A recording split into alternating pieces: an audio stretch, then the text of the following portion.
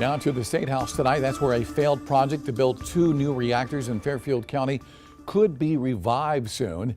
Lawmakers pouring billions building the reactors at the VC Summer site, but the project was abandoned, leaving ratepayers footing the big bill of $9 billion. But now those reactors could be finished, with Santee Cooper putting out a call for private companies to submit proposals for a plan to do it. Our Josie Frost is at the State House tonight with more details.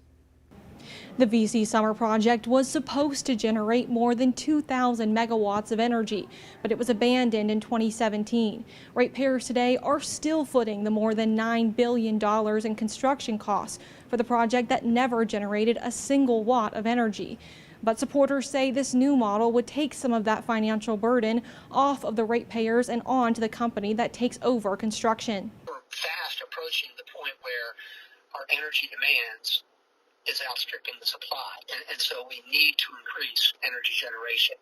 This is one piece of that puzzle. This is the state of the 2 nuclear reactors that have cost ratepayers billions while never generating a watt of energy. Under the Base Load Review Act, ratepayers paid for construction costs up front to the utilities that jointly owned the project, Santee Cooper and SCEG. The project failed when it ran over costs, leading to federal convictions to some leaders of power companies. But State Senator Tom Davis says this time would be different. If a private company is taking ownership of the reactors, they'd be incurring the risk. So they're purchasing the asset and completing it, or proposing to complete it at their own risk, using their own capital.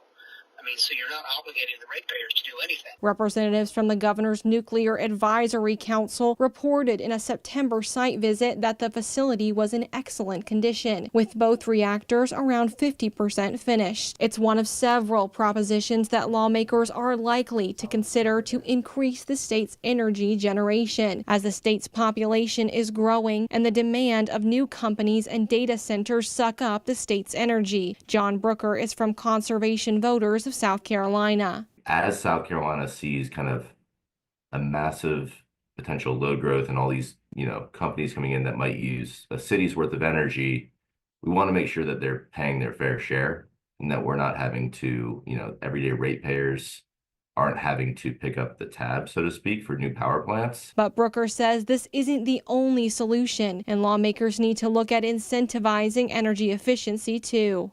We are often in the bottom 3 in the nation in terms of how energy efficient we are.